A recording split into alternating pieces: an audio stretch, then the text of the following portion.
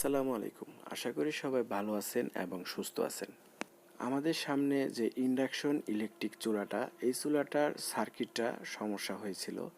এই সার্কিটের যে পার্টসগুলো বা যে আইসিগুলো ছিল, তো সেই আইসিগুলো আমরা মার্কেটে পাইনি এবং পুরাতন কোনো সার্কিট থেকেও সংগ্রহ করা সম্ভব হয়নি।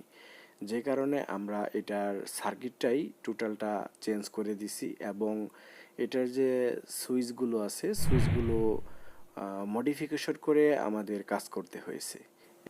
এই যে আপনারা দেখতেই পাচ্ছেন সুইচগুলো কত সুন্দর করে পজিশন মতো আমরা বসিয়ে দিয়েছি।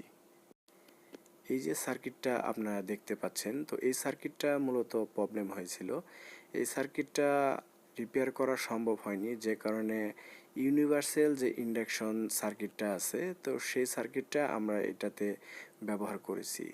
তো আশা করা যায় এই সার্কিটটা বহুদিন পর্যন্ত চলবে এবং দীর্ঘদিন পর্যন্ত এটা কাস্টমার ব্যবহার করতে পারবে।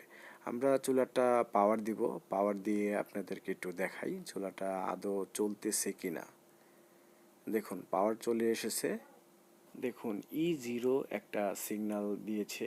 তো এই সিগন্যালটা মূলত চুলার উপর, ইন্ডাকশন চুলার উপর কোনো পাতিল না থাকলে সিগন্যালটা আমরা পাই।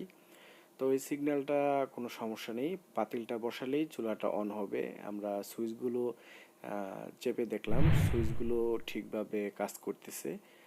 তো আমরা এখন এটাকে ফিটিং করব, ফিটিং করে কাস্টমারকে বুঝিয়ে দেব। আজকের ভিডিওটা এ পর্যন্তই। সবাই ভালো থাকবেন, সুস্থ থাকবেন। আল্লাহ হাফেজ।